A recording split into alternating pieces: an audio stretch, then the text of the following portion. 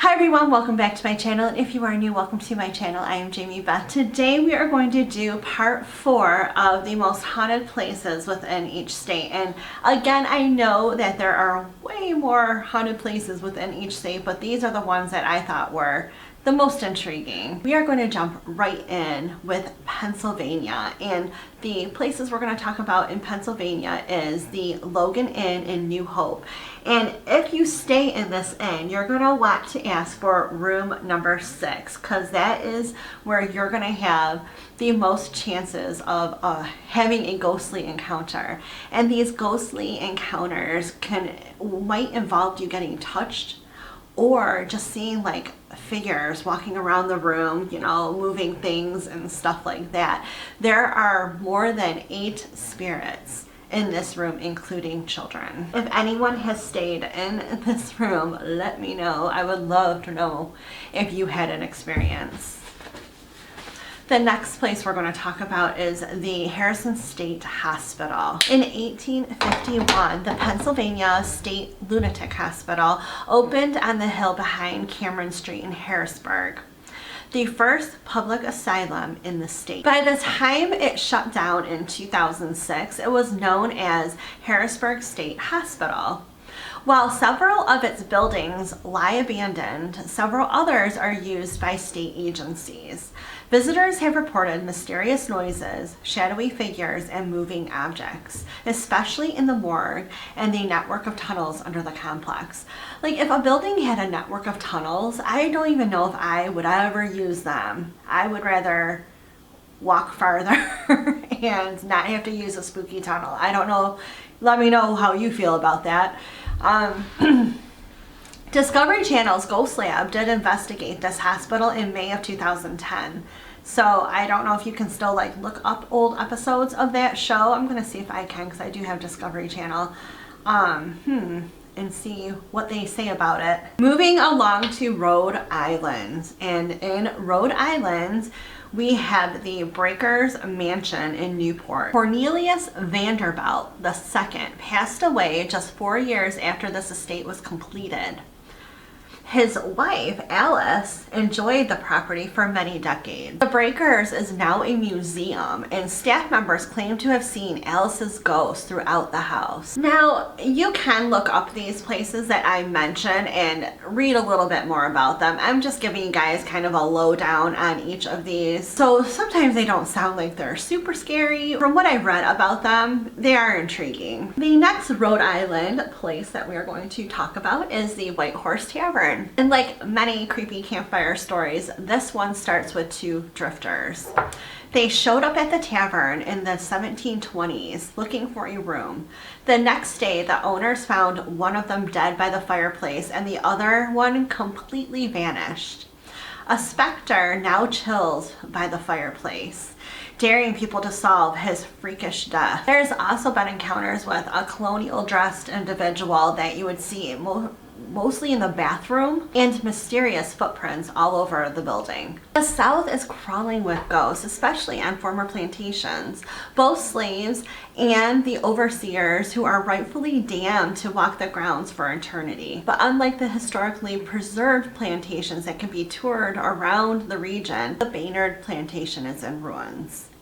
The dilapidation itself is enough to get your stomach in knots, even before the creepiest part. Apparently, if you stick around until nightfall, you will catch a glimpse of a funeral procession. Of all things, a funeral procession. How crazy is that? And this funeral procession is for William Baynard. Either way, this place is known for the living visitors that want to catch a glimpse of this happening. Isn't that crazy? So next up is, you guessed it, another plantation, because again, they are all over the South. The Magnolia Plantation and Gardens in Charleston has been owned by the same family since 1680.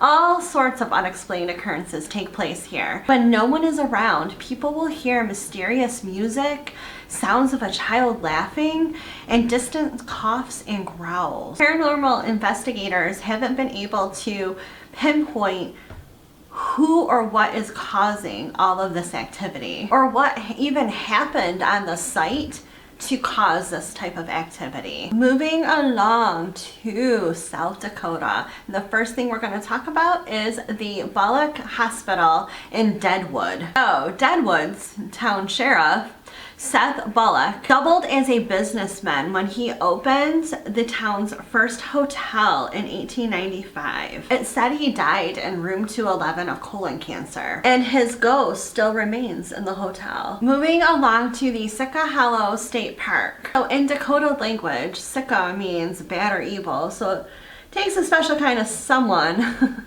to name a recreational area after something that means bad or evil. So iron deposits at Sitka turn the streams red. And that's not the only thing that makes this place super eerie. According to Dakota legend, one winter long ago, a stranger named Hand came to the hollow. He showed no respect for the land or for the traditions of the tribe, who decided to banish him once spring arrived. Hand did not go quietly and was ultimately destroyed by Thunderer, the messenger of the Great Spirit, whom the Dakota had called upon for help. Though defeated in death, Hand's evil lingers in the hollow. People also report hearing drums and seeing figures along the trail of spirits therein. Oh, that is interesting. Has anyone been to this state park and witnessed anything like that? Please let me know.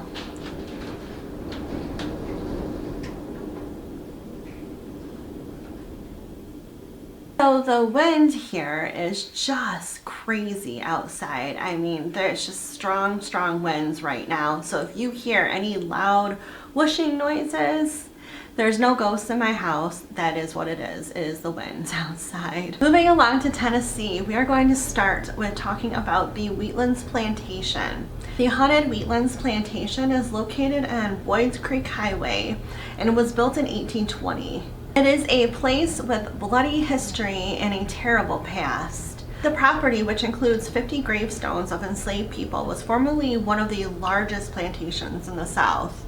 The property was also the site of battles throughout the Revolutionary and Civil Wars. The Battle of Boyd's Creek resulted in the massacre of around 28 Cherokee people, who are buried in a mass grave behind the home. As you enter the property, you might notice the bloodstains of a father who was murdered there by his son. Loud yells and thuds can be heard around the property, which detectives believe are connected with the murdered father. Visitors can also observe the spirits of the children of the enslaved people playing hide and seek with visitors throughout the area. Next on the list is the Bellwich Cave, and I'm sure a lot of people have heard of the Bellwich. The Bellwich Cave and Farm is an isolated spot in Adams, Tennessee, where John Bell and his family lived in 1804. The place has an interesting supernatural story tied to it. The Bell Witch is said to be the soul of a vengeful neighbor who claimed John duped her into buying land. From 1817 on, the neighbor promised to kill John Bell and prevent his daughter from marrying, and this is exactly what happens. Strange creatures and happenings began to appear around the house. John Bell and his daughter received a lot of physical abuse as a result of the phenomenon. The supposed witch was powerful and wise and began casting spells and cursing the Bell family until John his health started deteriorating and he died in 1820. The daughter did end up calling off an engagement in 1821, meaning the Bell Witch completed her mission. You can visit this cave and farm if you are interested in the story and want to learn more about it. Moving along to Texas, and in Texas we're going to talk about the Granberry Opera House in Granberry.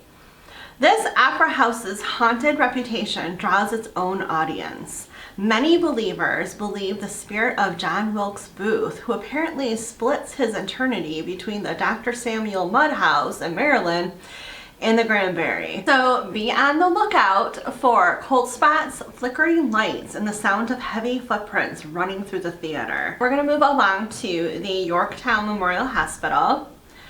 Old beds, gurneys, mirrors, chairs, and other medical equipment are still inside this decrepit abandoned hospital, where more than 2,000 died before it shut down in 1988. Today, visitors have described apparitions, whispers, shadowy figures in the hallways, wheelchairs rolling unpushed, and particularly terrifying talking doll in the nursery that asks, "Do you love me?" On to Utah, and in Utah we have the Westminster College in Salt Lake City. As many as 7 ghosts are said to be permanently studying at Westminster College, including, as the story goes, a bride and her groom who were leaving for their honeymoon when a drunk driver hit their car near the college grounds. There is also a lady in white, because why not have a lady in white? They seem to be everywhere. That is often spotted at Converse Hall. If anyone goes to this college, let me know in the comments below. I want to know if you have ever seen this lady in white, or that couple that died by that drunk driver, or if there's any other weird happenings that go on in this college. I want to know about it. Let me know. Moving along to the Moon Lake. So imagine you found a perfect campsite by a beautiful lake. Everything is bliss because you are surrounded by the mountains and just natural beauty. And all of a sudden, you are confronted by a young, shivering girl with bluish skin looking for help. And just as you are about to panic, she disappears. Next stop in Utah is the Rio Grande Depot. The legend goes that a woman and her fiancé were kind of arguing along the platform, and one of them threw the engagement ring down into the tracks. Well, the lady, I guess, decided to climb down into the tracks to get her engagement ring and was hit by a train. So she is now known as the Purple Lady. The first sighting of the Purple Lady was in 1947. And it was by a woman who stopped to use the restroom. She claimed she saw a lady wearing a purple dress and a large purple hat. She stood out since she was wearing clothing from the early 1900s. Since then, other passengers have also seen this Purple Lady. Now, the Purple Lady is the apparition that most people talk about when they go to the station, but there are other ghosts. There is a ghost of a gentleman who could possibly be an old station master or the fiancé to the Purple Lady. Moving along to Vermont, and in Vermont we're going to talk about the Eddy house. Zephaniah Eddy's 2 sons, William and Horatio, were reportedly mediums. The lore is that as children, they occasionally disappeared from their cribs and were caught playing with the spirits of children. Zephaniah sent them to work in a traveling circus. And upon his death, the boys returned to the Eddy house. They transformed the small farm into an inn and held regular seances with their guests. Today, the homestead serves as a high-life ski lounge rather than a portal to the other side. On to Lake Bomoseen State Park, and hopefully I pronounced that lake correctly. Kind of a interesting name for a lake. The abandoned town of West Castleton is like Vermont's answer to the ghost towns of the Old West. Once a big industrial boom town, is now empty except for a few ghostly residents that refuse to leave. Among these ghostly residents is a boatman that spotted rowing across the tranquil lake, leaving no ripples in the water, heading to a tavern that will never open. These days, the lake is part of a beautiful state park where the ruins of the old industrial operations still stand, meaning you can visit it whenever you like. Just don't take any unsolicited boat rides. Moving along to Virginia. And in Virginia, we're going to talk about the Ferry Plantation House in Virginia Beach. 11 spirits, including victims of a shipwreck on Virginia Beach in 1810, are supposedly who haunt this house museum. Today, almost 4 centuries after the home was built, you are able to take ghost tours. And if you are a very, very brave child, you are able to do a history camp during the summer at this house. Now, there is no shortage of haunted and sinister places in Virginia. After all, battlefields are some of the most haunted grounds anywhere.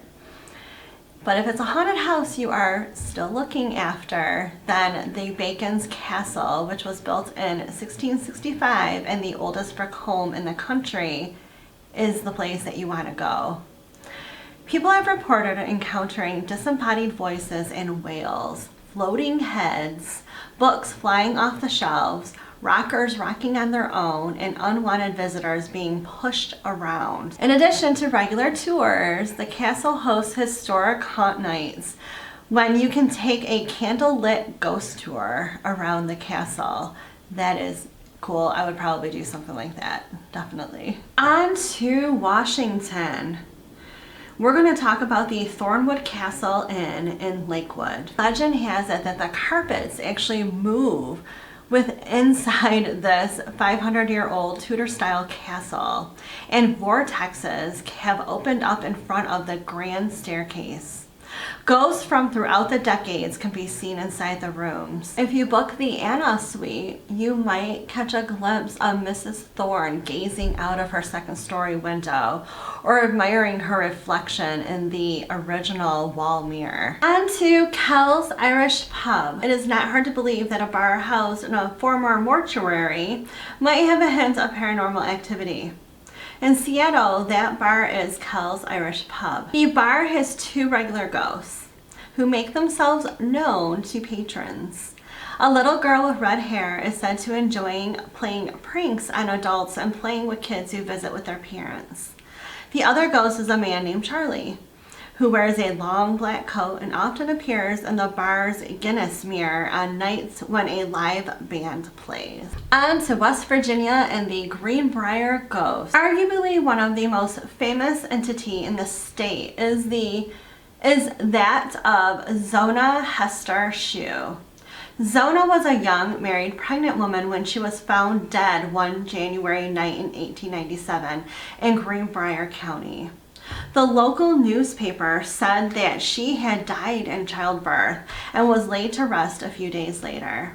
But Zona could not rest because she hadn't died of natural causes. According to local legend, Zona's spirit visited her mother and told her how her abusive husband had murdered her. Zona's mother visited the town's prosecutor and demanded that her daughter's body be exhumed. The autopsy revealed that Zona's neck had been broken and her husband was ultimately found guilty. Today, a plaque commemorates the famous ghost that helped convict a murderer. Next up in Virginia is the Lake Shawnee Amusement Park. This abandoned amusement park will send a chill down your spine. When it opened in 1920, no one knew about its bloody past.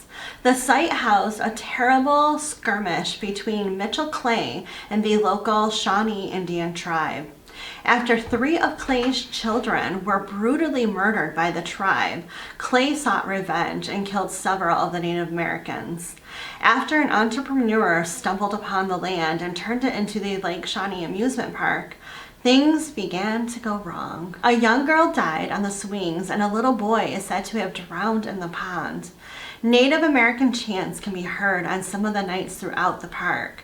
This attraction in Mercer County is open for haunted tours, so you can explore the supernatural yourself. So moving on to Wisconsin and the Brumdire Mansion in Milwaukee. Guests have reported extremely vivid dreams, the presence of spirits, fresh drops of blood in the bathtub that no one had used. The bed and breakfast owners insist all the ghosts mean well and are friendly. They sound great. We are now moving along to the Fitzer Hotel. And this hotel is one of Milwaukee's finest hotels. Many visitors, particularly Major League Baseball players, are so creeped out they're willing to sacrifice the luxury if it means they don't have unwanted roommates. Many of these baseball players have complained about ghostly encounters, strange knocking and pounding noises, TVs turning on and off by themselves, belongings being moved, and now a lot of them refuse to stay in this hotel. We have come to the end of our list. We are now at Wyoming. And we're going to talk about the Wyoming Frontier Prison. So this was Wyoming's first state penitentiary, and it was as miserable as you expect a stone prison on a cold whistling prairie to be. It didn't have hot water until 1978.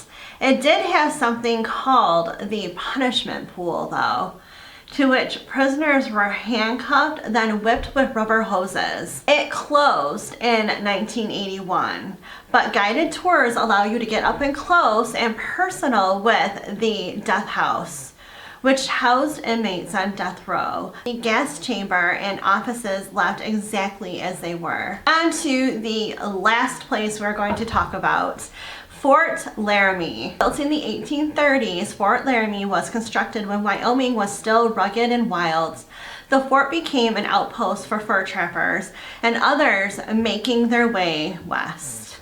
While she's not the only spirit who haunts the historic fort, the Lady in Green is one of the most iconic. Believed to be the daughter of a trapper who visited the fort, legend goes that one day the strong-willed little girl rode her horse away from the fort and was never seen again. Every 7 years, she is said to retrace her route around the historic site in her signature green riding attire and feather hat. We have come to the end of our most haunted places within the 50 states. I hope you guys enjoyed these videos. I really liked researching and finding the ones I found most intriguing. I mean, you might not think they are as cool as I think they are, and that's okay. And I do, again, know there are far more haunted places within each state. Some places I did purposely not mention because I have mentioned them before, or I'm going to mention them in future videos. So if you guys have a place in mind that you want me to talk about that I might have missed, that you really feel like I should cover, let me know in the comments below and I'll be sure to do that.